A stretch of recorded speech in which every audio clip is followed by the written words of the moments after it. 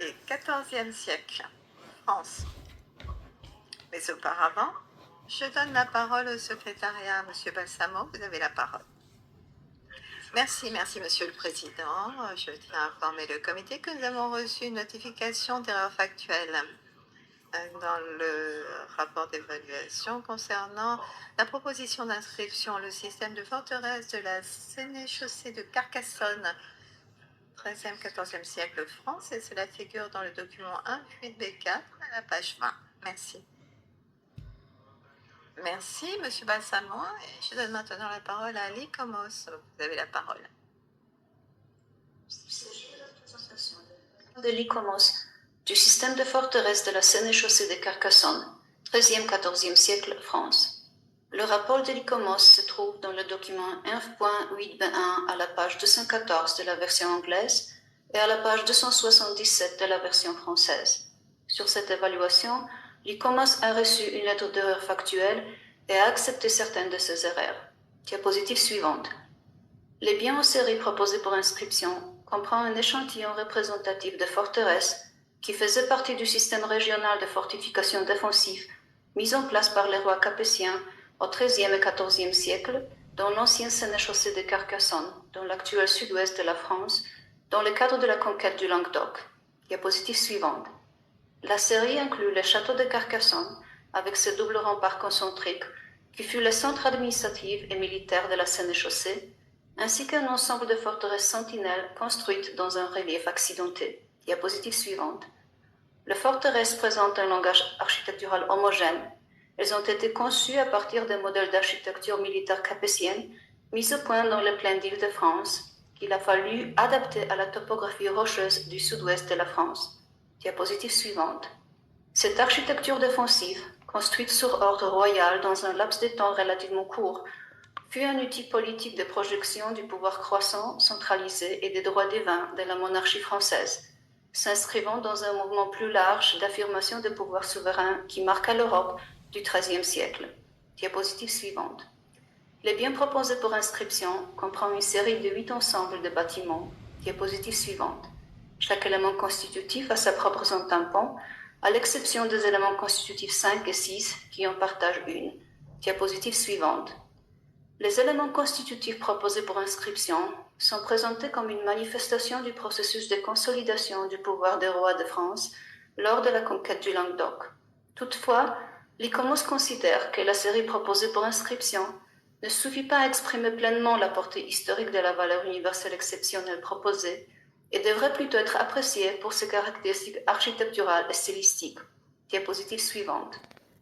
En tant que catégorie typologique, l'architecture militaire capétienne, hautement standardisée, fut conçue pour manifester le nouveau pouvoir royal de la couronne capétienne et l'intégration des territoires du royaume au sein d'une organisation étatique naissante. Cette architecture constituait un paradigme à l'échelle de l'ensemble du royaume capétien. Diapositive suivante. Sur cette base, l'analyse comparative a démontré que le bien en série proposé pour inscription constitue un exemple remarquable d'architecture défensive capétienne, adaptée à une topographie difficile, ainsi qu'un système de fortification d'une cohérence unique et parfaitement intégré dans son cadre régional. Chaque élément constitutif contribue à la série par ses adaptations architecturales spécifiques qui mettent en valeur des solutions techniques enrichissant le répertoire général de l'architecture capétienne face à la variété des contextes paysagers. Diapositive suivante. Les biens en série proposés pour inscription répondent au critère 4 dans le cadre d'un narratif axé sur les aspects architecturaux. Ils témoignent du renforcement et de l'expansion considérable du pouvoir de la dynastie capétienne, marquant le passage politique d'une fragmentation féodale à l'émergence d'une monarchie centralisée forte en France au XIIIe et XIVe siècle. Toutefois, le critère 2 n'est pas démontré. Diapositive suivante. Les conditions d'intégrité et d'authenticité sont remplies, mais exclusivement dans le cadre d'un narratif axé sur l'importance politique de l'architecture militaire capétienne, standardisée et de sa diffusion grâce à l'adaptation. Au cours de l'évaluation de ce bien proposé pour inscription, les échanges entre l'ICOMOS et l'État partie ont abouti à des ajustements mineurs des limites de 2 éléments constitutifs. Diapositive suivante. La protection du bien proposé pour inscription est assurée Toutefois, elle devrait être renforcée en dotant toutes les communes d'outils d'urbanisme locaux appropriés. Le système de gestion proposé est bien conçu. Le plan de gestion est en cours de mise en œuvre. Diapositive suivante. Les forteresses de montagne incluses dans la série proposées pour inscription sont toutes en ruine à des degrés divers, conséquence de l'évolution historique. Les châteaux et remparts de Carcassonne présentent des reconstructions importantes réalisées au XIXe siècle. Diapositive suivante. Voici un résumé de l'évaluation de l'ICOMOS de la valeur universelle exceptionnelle proposée pour les biens proposés pour inscription. Diapositive suivante.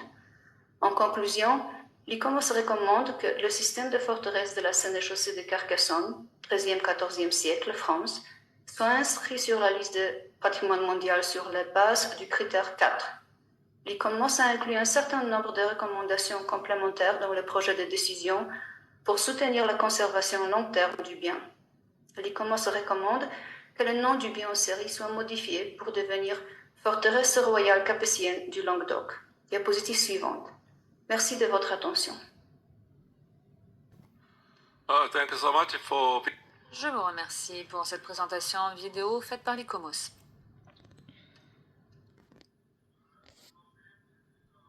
Passons à l'adoption du projet de décision 48 comme 8B.27.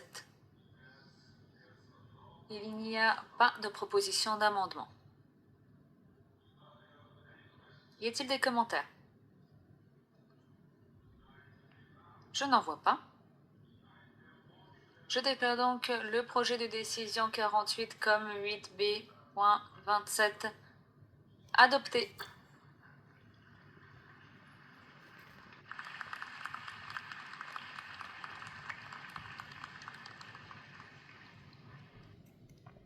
Thank you very much.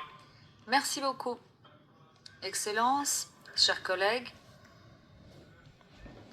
je souhaiterais féliciter la France au nom du comité à l'occasion de l'inscription de ce bien. La France a la parole pour une brève intervention de 2 minutes. Merci.